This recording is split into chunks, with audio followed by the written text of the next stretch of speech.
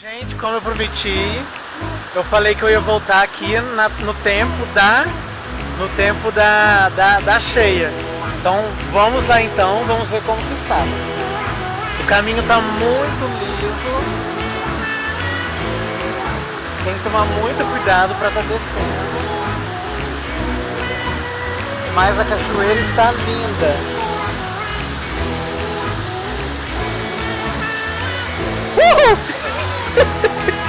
Gente, eu quase caí ali.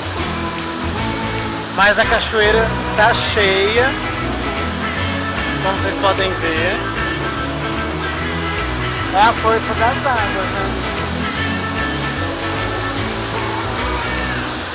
Tá maravilhoso aqui. Gente, olha só que gracinha.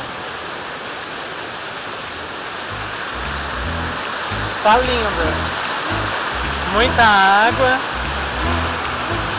Muita água.